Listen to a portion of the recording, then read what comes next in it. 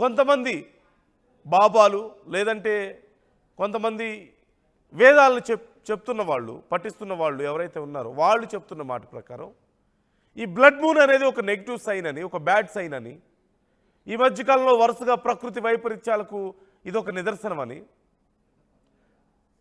ముఖ్యంగా blood moon సమయంలో మనుషుల మీద చాలా ప్రభావం ఉంటుంది, మానసికంగా ఆ సమయంలో నెగిటివ్ ఎనర్జీ చాలా ఎక్కువగా ఉంటుంది అని కొంతమంది చెప్తున్నారు. ఆ సమయంలో మనుషుల్లో నెగిటివ్ ఎనర్జీ ఎక్కువగా ఉండొచ్చు, లేదంటే చుట్టూ ఉన్నటువంటి నెగిటివ్ ఎనర్జీ ఇంకా స్ట్రాంగ్గా అవ్వచ్చు.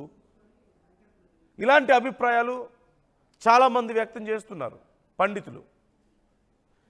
ఈ నేపథ్యంలో ఏది నమ్మాలి? ఇంకా కొన్ని మతాల ప్రకారం, కొన్ని గ్రంథాల ప్రకారం ఇది ఇంకా బ్యాడ్ సైన్, ఆ సమయంలో ఏదైనా జరగవచ్చు అనేటువంటి అభిప్రాయాలు కొన్ని. ఈ నేపథ్యంలో అసలు ఏం జరుగుతుందని మీరు అనుకుంటున్నారు? ఏం జరిగే అవకాశం ఉంది? కొంతమంది ఏవో ప్రకృతి వైపరీత్యాలు వస్తాయంటున్నారు, కొంతమంది మనుషుల మీద సైకలాజికల్గా ఇది చాలా ఎఫెక్ట్ చూపిస్తుంది అంటున్నారు, కొంతమంది నెగిటివ్ సైన్ ఇది అంటున్నారు, కొంతమంది నెగిటివ్ ఎనర్జీ ఇంకా స్ట్రాంగ్ అవుతుంది ఆ సమయంలో, నెగిటివ్ ఇవి సైన్స్ ఎక్కువగా కనిపిస్తాయని కొంతమంది అంటున్నారు, మానసికంగా మనుషుల మీద చాలా ప్రభావం చూపిస్తుందని మరికొంతమంది అంటున్నారు.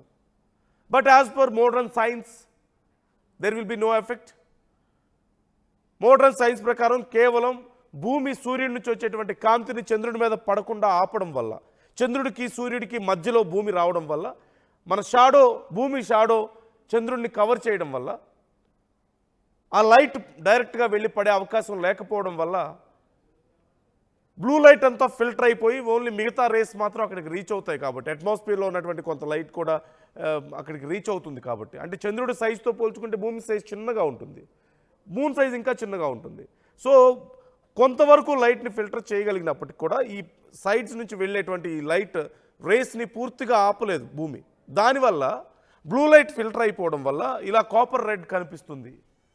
అది ఫుల్ బ్లడ్ కలర్ కాదు, కాపర్ రెడ్, అంటే మనకి రాగి రంగు ఎరుపు రంగు మిక్స్ అయితే ఎలా ఉంటుందో ఆ కలర్లో కనిపిస్తుంది అనేది కొంతమంది సైంటిస్టులు చెప్తున్నటువంటి మాట.